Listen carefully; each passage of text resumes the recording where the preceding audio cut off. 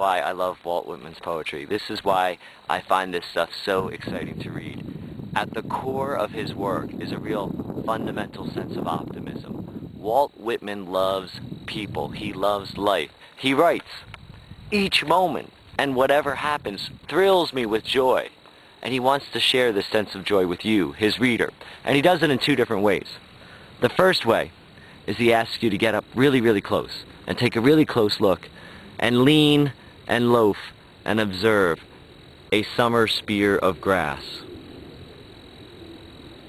Do you understand what a miracle this is? Do you even know what this is? Well, you know what? We don't really. I mean, we don't have scientists that can go to a lab and synthesize little seeds and grow this. No, this is something that it can only occur in nature. And it's actually quite a miracle that you and this piece of grass occupy the same space just for a minute or two. It's a real serendipitous occasion. And then he says, okay, now that you've taken a close look, step back and take a look at the big picture. Have you reckoned 1,000 acres much? This big picture is made up of millions of blades of grass, each individual, each special, and each playing an essential role in the creation of this larger world. And people are like that. We're all unique and special, and we all play a role in our community, in our nation, in our world. And together, we can create and build and proceed beyond.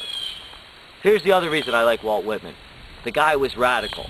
The ideas in his poetry were absolutely radical. In 1860, he wrote the poem, "I Hear America Singing," the varied carols I hear. It's a poem about celebrating America's diversity as its strength. Well, it's taken us about 150 years to catch up to Walt Whitman, but finally now, in 2008, we have an African-American candidate for president on one side of the aisle and a female candidate for vice president on the other side of the aisle. He was talking about this kind of gender equality when he said, "I am the poet of the woman, the same as the man, and I say it is as great to be a woman as it is to be a man." And in 1855, before the Civil War, at a time when the Fugitive Slave Act made it a crime to help a runaway slave, well, Whitman was writing about doing just that in his poetry. Writing about inviting a runaway slave into his house, giving him shelter, nursing his wounds, sharing a meal with him across the table, recognizing the guy's just basic humanity, and realizing that the way you treat others is actually the way you're treating yourself. And you know what? Whitman's ideas are still radical. Grab a hold of Song of Myself and start quoting it to your parents across the dinner table. Whitman does not censor himself on any subject. He writes, "Through me, forbidden voices, voices of sexes and lusts, voices veiled, and I removed the veil, voices indecent, by me clarified and transfigured. I do not press my fingers across my mouth." And in order to contain these new radical ideas, Whitman has to invent a whole new form of poetry. We're not going to use any tired old rhyme schemes and specific rhythms. His poems are going to be like life. They're going to be messy.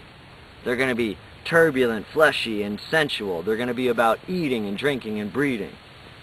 Finally, the aspect I enjoy most, maybe, is about how Whitman treats his poetry as a conversation with his reader. And he expects you to respond. He expects you to go beyond what he's accomplished. Whitman writes, "I am the teacher of athletes. He that by me spreads a wider breast than my own proves the width of my own. He most honors my style who learns under it to destroy the teacher." Whitman is like a world record holder who wants nothing more than for someone to go out and break his record and erase his own name from the record books.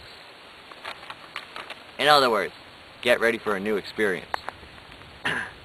Get ready to confront some ideas that you might find offensive or shocking, ideas that you might ultimately decide to reject. In Whitman's words, unscrew the locks from the doors. Unscrew the doors themselves from the jambs. Welcome to the world of Walt Whitman. So